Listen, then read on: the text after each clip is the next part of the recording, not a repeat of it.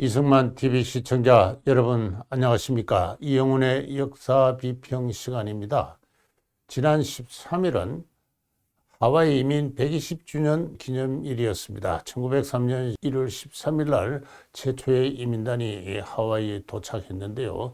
그것을 기념해서 하와이 이민사회, 교민사회에서는 성대하게 기념 행사를 베풀고 있는 모양입니다. 정부에서도 관심을 가져서 윤석열 대통령의 기념사를 들고 권성동 의원이 출발했다는 그런 뉴스를 듣고요. 또 때맞추어서 KBS 등 언론에서도 지금 이 화면에서 보는 바와 같은 하와이 이민들이 남긴 자취를 영상으로 소개하면서 120주년을 홍보하고 있습니다. 이 보여드리는 영상은 이승만 박사가 그를 지지하는 하와이 동지의 회원들과 더불어 하와이 빅 아일랜드에 건설한 동지촌 그 속에 건설되었던 숫가마니 터입니다. 저는 이러한 그 뉴스를 보면서 예년과 달리 하와이 이민사회에 대한 관심이 증폭된 것은 좋은 일이라고 생각하지만은 그러나 이 하와이에서 이승만 박사가 1913년부터 1939년까지 26년간 벌여온 독립운동에 대해서는 왜 그렇게 관심이 없느냐? 하와이 이민이 중요한 것은 그것을 우리가 오늘날 기념하는 것은 바로 거기에서 대한민국을 탄생하게 되는 독립운동이 벌어졌기 때문에 그렇습니다. 이 독립운동사를 배제한다면은 하와이 이민사는 그야말로 안국 없는 찐빵이라 그럴까요?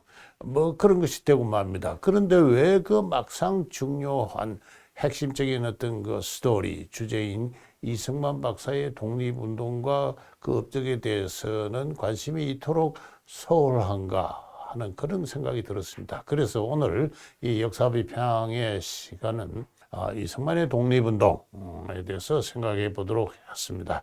부제로는 하와이 이민 120주년을 기념해서 이민이 중요한 것이 아니라 거기서 벌어진 이승만과 그의 지지자들의 독립운동이 어떠한 것인가를 좀 우리가 알아야겠다 하는 그러한 취지입니다. 이 이승만의 독립운동을 알기 위해서는요, 왜 하와이에서 독립운동을 벌였는가를 알기 위해서는 우선 이승만의 커다란 어떤 그 세계 정세에 대한 인식, 그 변화가 어떻게 이루어질 것이고 그 변화에 편성해서 조선의 독립은, 한국의 독립은 어떻게 이루어질 것이다라는 큰 인식이 중요합니다. 그것을 저는 1908년 12월 달에 프린스턴 대학에서 유학 중이던 이승만이 발표한 에세이가 있습니다. 공립신보라 해서 당시 하와이나 캘리포니아에 이민하고 있던 우리 한국인들이 발행하고 있는 신문이 있습니다. 그 신문에 프린스턴의 이승만이라는 그 이름으로 하나의 논평을 게재했는데요. 미일 협상을 논한다 하는 그러한 이야기입니다. 미일 협상이란 건 뭐냐 하면은 그 한 달 전에 1908년 11월 달에 미국의 국무부 장관과 그 다음에 워싱턴에 주재한 일본 대사관의 신사협정입니다. 젠틀맨스 어그리먼트라 그렇게 하는데요. 의회의 비준을 받은 것도 아니고 양국 간의 어떤 정식 어떤 그 조약은 아닙니다. 그런데 이 조약이, 이 협상이 왜 맺어졌느냐 하면은 이 일본 이민이 이 하와이와 캘리포니아에 이제 많이 1894년 이후에 들어오기 시작해서 1905년경이 되면은 캘리포니아 전체 인구의 한 1% 정도 가까이 됩니다. 그런데 이 일본 이민들이 굉장히 캘리포니아의 토지도 사고, 그 다음에 여러 가지 사업을 벌리고 해서 그 세력을 확장하고 있으니까 이 캘리포니아의 백인들이 일본 이민을 차별하기 시작합니다. 일본 이민이 취업하는 걸 제한하고, 노동조합에 가입하는 것도 제한하고, 급기야는 일본 이민의 아동들이 공립학교에 취약하는 것도 금지합니다. 그러한 캘리포니아 주 정부의 그 행정 명령이 발동되기도 하고 했습니다. 이른바 일본 이민에 대한 백인 사회의 경계가 이와 같은 그 인종차별적인 어떤 그 정책을 실제로 낳게 되니까 일본 내에서 이 여론이 아주 악화되었습니다. 일본과 미국 사이에 아주 긴장 관계가 조성이 되고 그렇게 했습니다. 그렇게 되자 미 연방 정부가 캘리포니아 주 정부에 압력을 넣어서 그와 같은 인종차별 정책을 이제 중단하게 하고 철폐하게 하고 그렇게 해서 양국 간에 이와 같은 젠틀맨 어그리먼트가 맺어졌는데요. 거기서 한 5개 조항이 맺어졌는데 기본 내용은 태평양에서 양국은 서로의 기득권을 침해하지 않는다. 일본은 필리핀을 넘보지 않고 또 미국은 일본이 점유하고 있는 뭐 한국 등 여러 데서 또 넘보지 않는다. 현상을 유지한다는 그런 뜻입니다. 그 1년 전에 가스라 태프트의 그 어그리먼트가 메모가 교환됐습니다만은 여기서는 좀 더 공식적으로 양국 간의 이제 어그리먼트가 이제 이루어졌는데요. 그 다음에 태평양에서의 통상의 기회나 이익을 서로가 균점한다, 골고루 나누어 갖는다 하는 이제. 그래서 양국 간에 점정하는 길당 관계, 심지어는 어떤 전쟁의 위험까지 얘기되는 어떤 그러한 상황에서 앞으로 양국 간에 그 전쟁은 없을 것이다라는 여론을 안심시키는 그와 같은 그 효과를 갖는 협정이었습니다. 이 협정이 신문에 발표되자 이승만이 이것을 논평을 합니다. 그 논평의 내용이 바로 어떠한 것이냐면은 세계사에서 바다의 주인이 둘인 적은 없다. 이 태평양의 주인이 없었는데 이제 태평양의 그 양쪽 끝에서 신흥 제국이 일어나고 있다. 하나는 미국이요, 하나는 일본이다. 이 두 파워가 강대국이 태평양을 두고 헤게모니를 다툴 텐데 세계사의 경험을 뒤돌아보건대 이것이 평화롭게 마무리된 적은 없다. 지금 미국과 일본이 젠틀맨 어그리먼트 신사 평화협정을 맺어가지고 전쟁의 위험이 사그러들었다고는 하나 역사를 보면은 평화협정은 늘 전쟁을 일으키는 단서로서 작용한 경우가 많았다. 왜 협정을 맺어놓고 서로 안 지키느냐. 이렇게 그 다음 단계의 분쟁이 에스컬레이트 되는 것이죠. 그렇게 해서 결론은 미일 간의 관계를 정돈시킬 것은 붓이 아니요 칼인 줄 믿노라 이렇게 이야기를 했습니다. 이 말이 아주 중요합니다. 미국과 일본의 관계를 정리하는 것은 붓이 아니요 이 한갓 협정문이 아니요 칼인 줄 믿노라. 이게 세계사의 경험이다 하는 그런 이야기입니다. 이와 같이 이승만은 일찍부터 미국과 일본의 불가피한 전쟁의 가능성을 전쟁의 시기를 예고를 하고 있었는데요.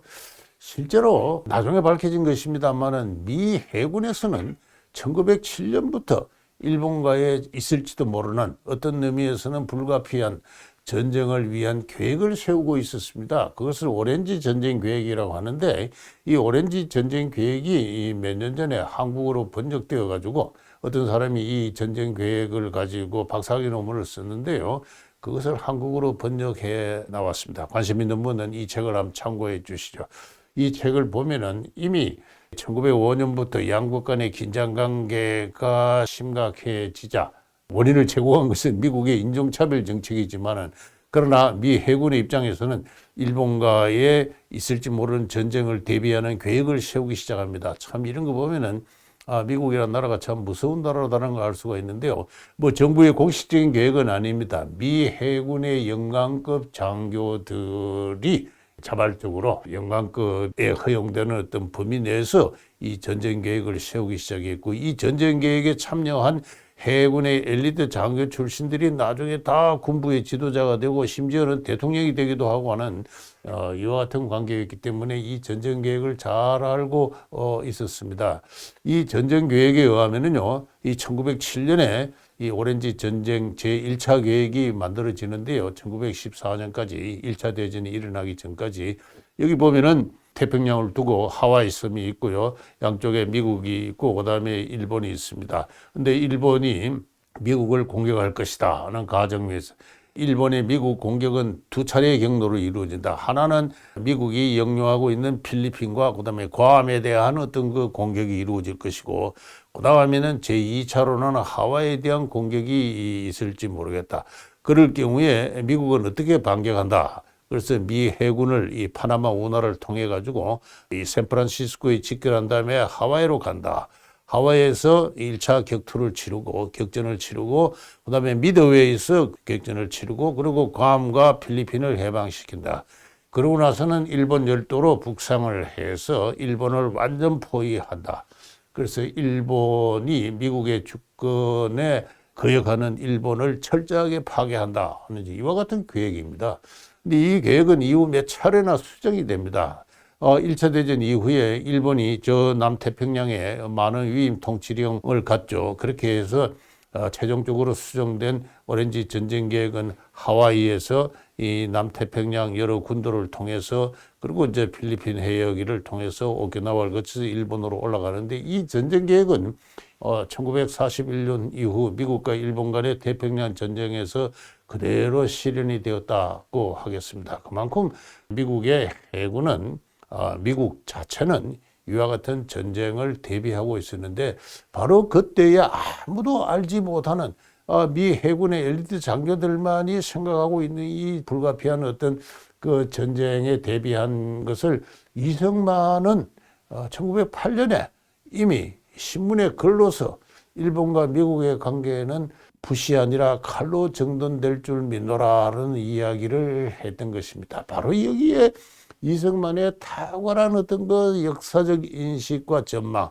그리고 우리 한국의 독립은 어떻게 됩니까? 바로 그때 이루어지는 것이죠. 이러한 큰 국제정세의 변화와 더불어 국제사회가 일본을 부수면서 한국의 독립을 협정할 때 그때 한국의 독립이 되는 것입니다.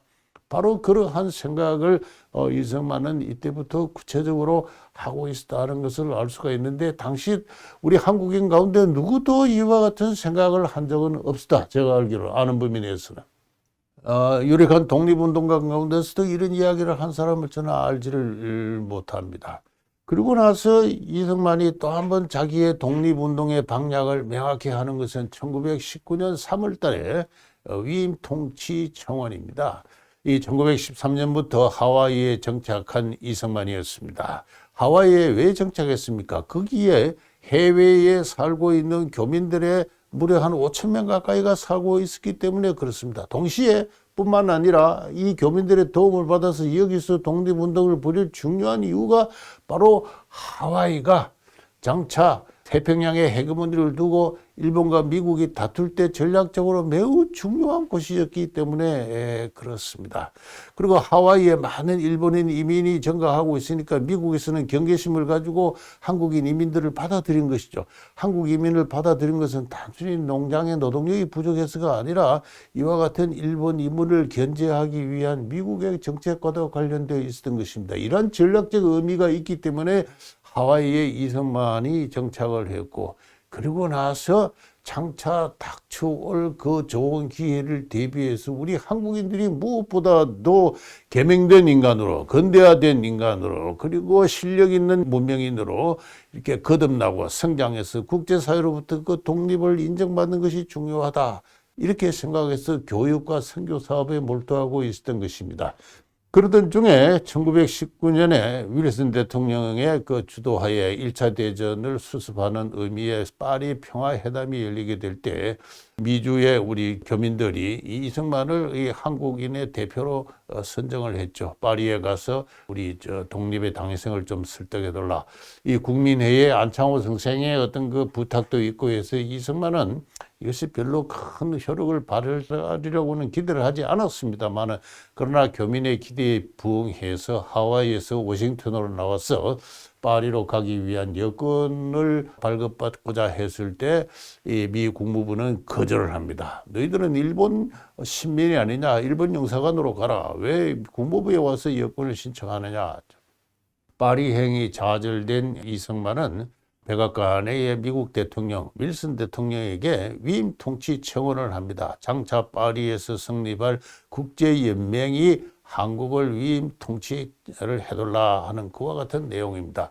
그때 그 장문의 그 통치 청원서 말미에 다음과 같이 결론부가 있습니다. 한국의 장래의 완전한 독립을 보장하는 조건 하에서 한국을 국제연맹의 위임 통치하에 두고 현 일본의 통치하에서 해방하는 조치를 취할 수 있도록 청원하는 바입니다.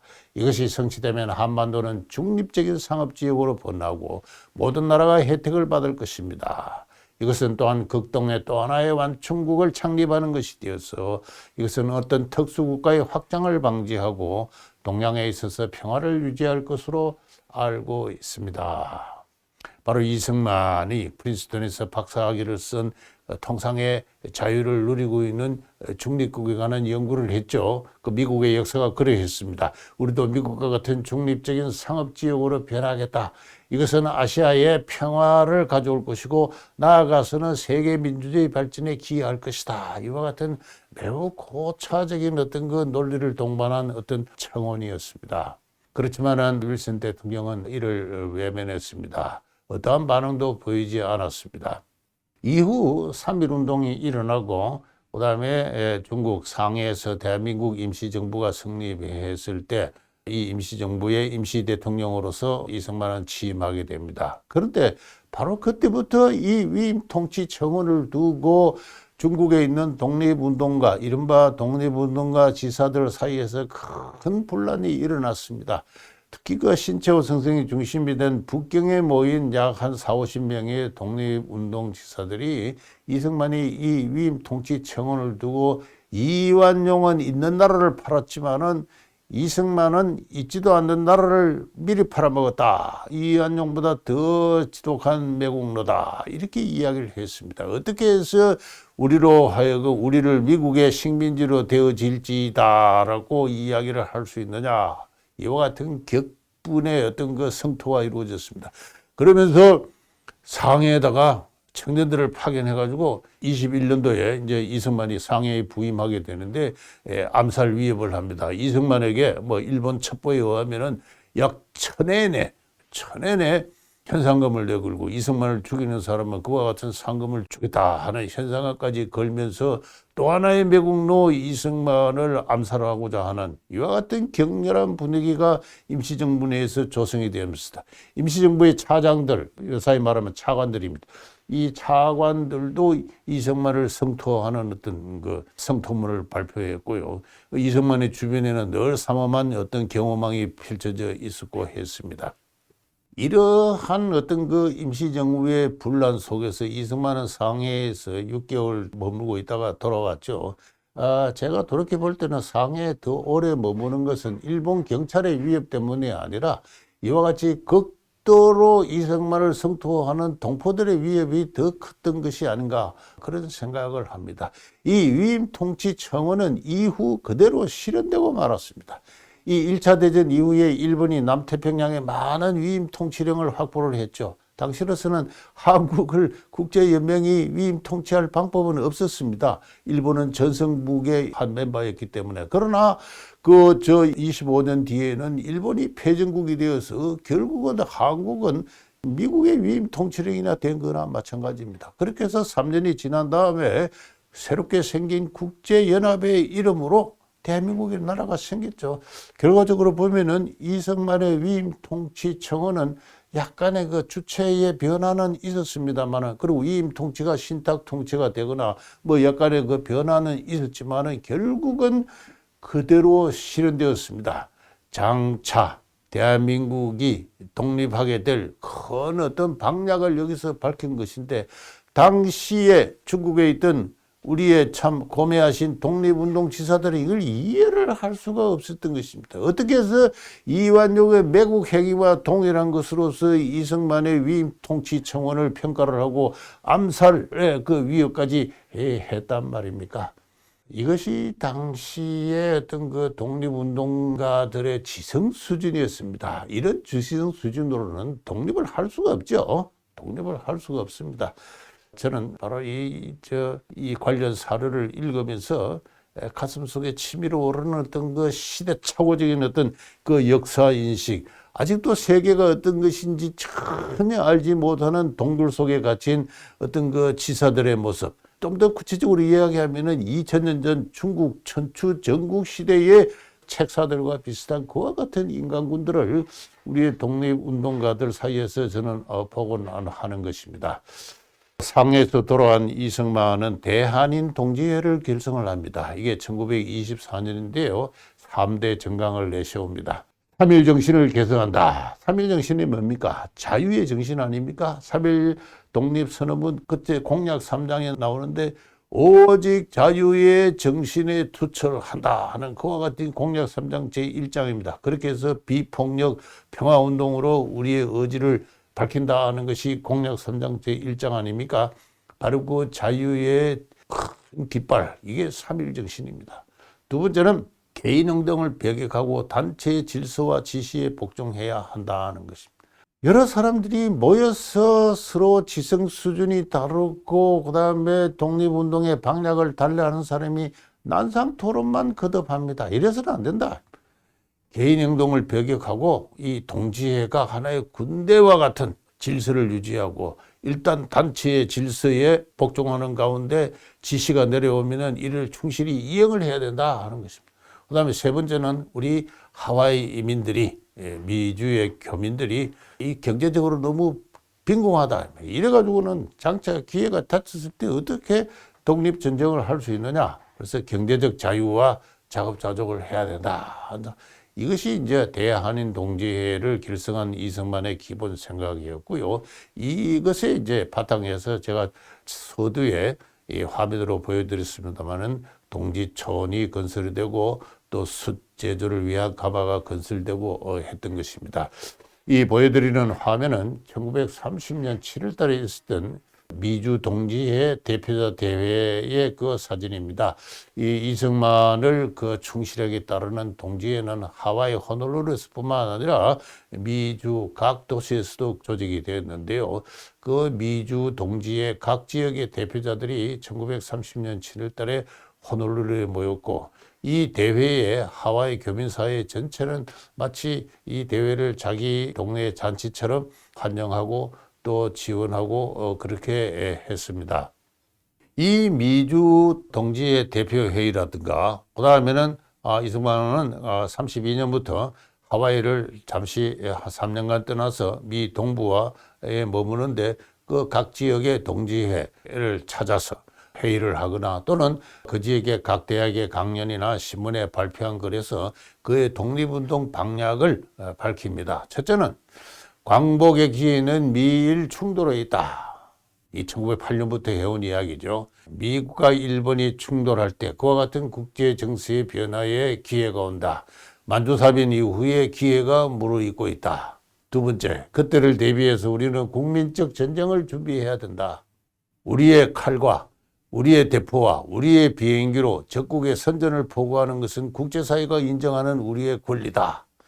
그때가 오기 전에 원수 한두 사람을 해치려고 개인 행동하는 것은 불가하다.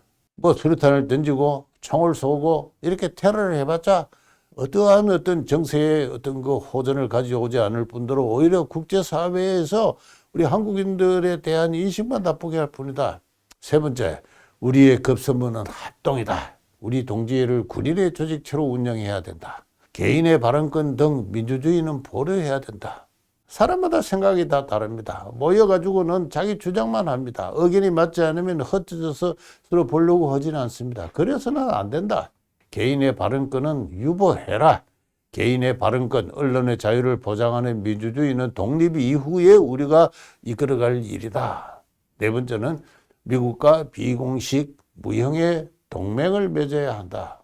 우리가 지금 나라가 없기 때문에 공식 동맹은 맺을 수가 없습니다. 그러나 비공식적이나마 정신적인 동맹을 맺어야 된다. 미국의 친일 정책이 실책이며 한국을 도우는 것이 비자간에 이루어진 이름을 알게 해야 된다. 이것이 이승만이 1930년대 이후에 기회가 있을 때마다 그를 따르는 동지들에게 이렇게 밝힌 독립운동의 방향입니다. 1920년부터도 이런 이야기를 했다고 생각합니다만은 제가 아직 관련 자료를 충분히 섭렵을 하지 못해서 소개를 못 드리겠고 1930년부터는 수시로 이와 같은 글들을 각종 신문이나 연설에서 발표하고 행하였던 것입니다. 드디어 1939년부터 제2차 세계대전이 터지죠. 그 2년 전부터는 중국과 일본 간의 중일전쟁이 또 터졌습니다.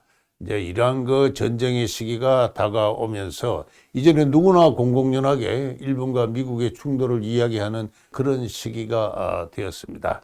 나도 한마디 했다 이렇게 주장하는 사람들이 많죠. 나도 일본과 미국이 충돌할 줄 알았어. 대체로 이때가 되면은 그와 같은 이야기를 하는 사람들이 많아지곤 했던 것이 또 저간의 실정이었습니다. 그런 상황에서 1941년 8월 달에 미국 동부 워싱턴으로 나온 이승만이 재팬 인사이더 아웃이라는 책을 쓰죠. 일본 내막기 너무나 잘 알려진 책이라서 제가 구체적으로 내용을 자세하게 소개를 하지는 않겠습니다만은 결론을 이야기하면은 미국과 일본의 충돌이 임박했다는 것입니다. 한국을 일본이 전복한 것은 일본이 아시아 본토를 침공하고 정복하는 첫 단계였다. 그 최초의 작은 불씨가 큰 산불로 지금 큰 전쟁의 위협으로 퍼진 데에는 미국의 책임이 크다. 왜 그 최초의 그 불씨를 용인했느냐? 한국의 전복을 미국이 용인했느냐? 오늘날 세계는 민주주의 대 전체주의 대결이다. 그래서 유럽에서는 나치, 아시아에서는 일본 전체주의 대결이다. 미국도 더 이상 중립 노선을 지킬 수가 없다. 이때 미국이 중립 노선을 이야기하면서 평화를 이야기하는 사람은 간첩과 마찬가지다.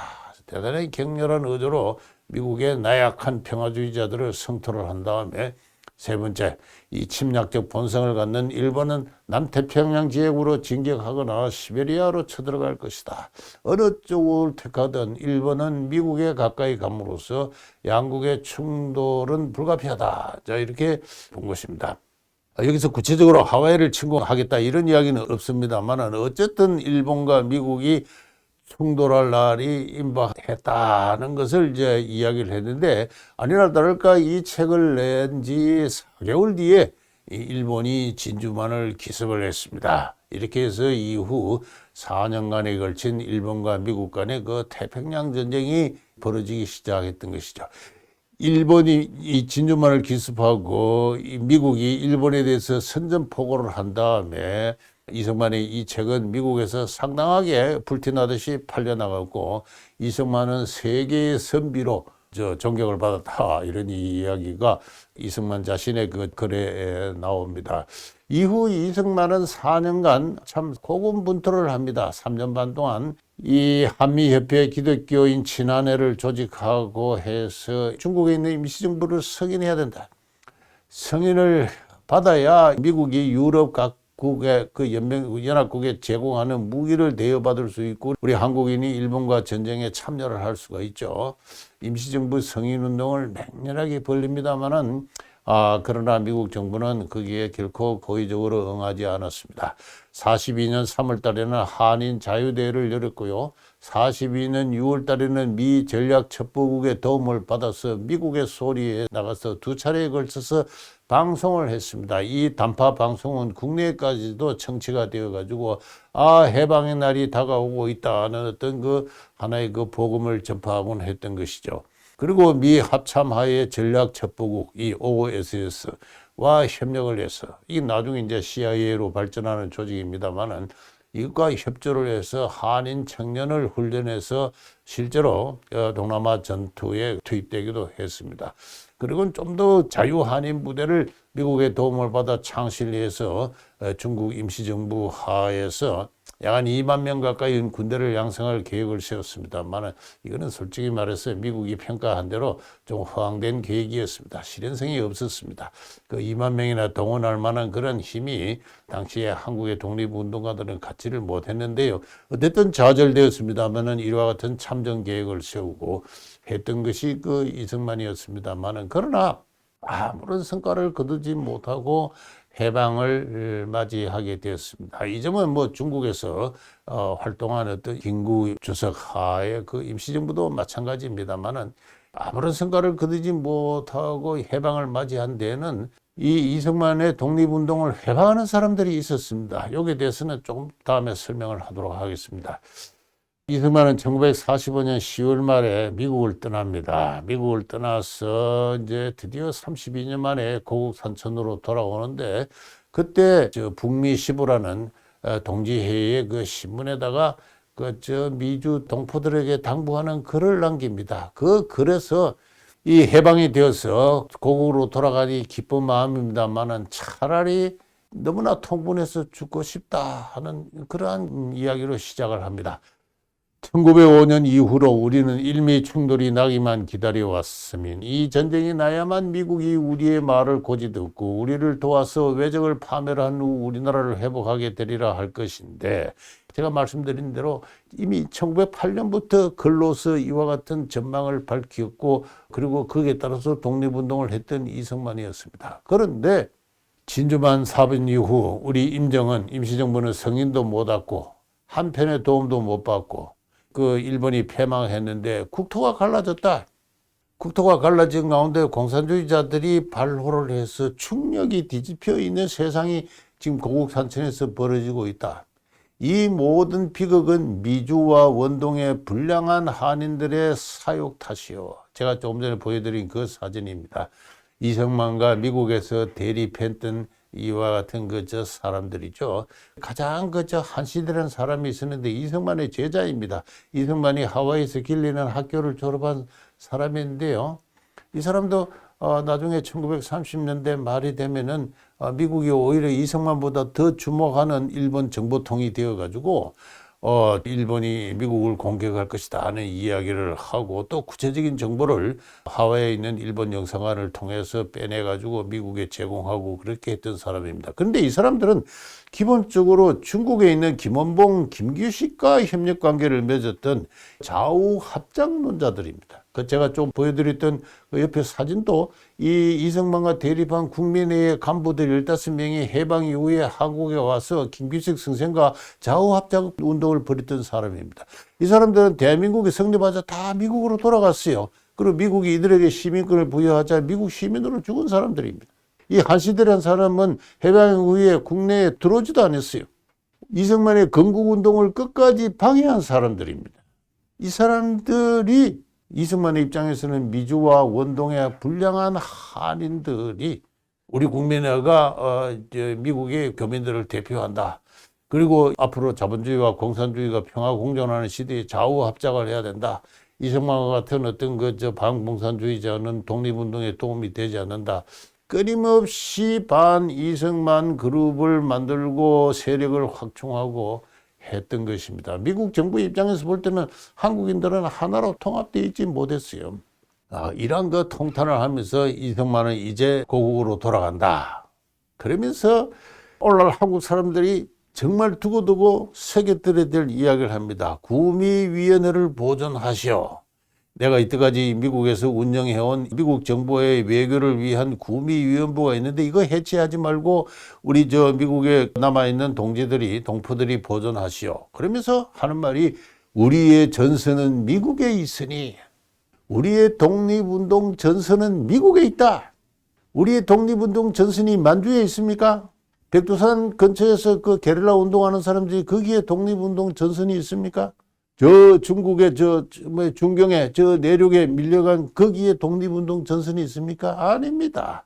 미국 워싱턴에 우리의 독립운동의 전선이 있습니다. 왜? 세계를 미국이 움직이는 거니까. 세계를 움직이는 미국의 수도 워싱턴에 우리의 독립운동의 전선이 있다. 미포 동포가, 미주와 하와이의 동포가 이 책임을 간직하시오. 그렇게 해서 내가 고국으로 돌아가는데 나를 또 계속 이전처럼 믿고 지원해 주시오 하는 이야기입니다. 우리의 전선은 미국에 있다. 우리의 독립운동 전선은 미국에 있다. 바로 이와 같은 관점에서 우리의 독립운동사를 전면적으로 새롭게 써야 됩니다.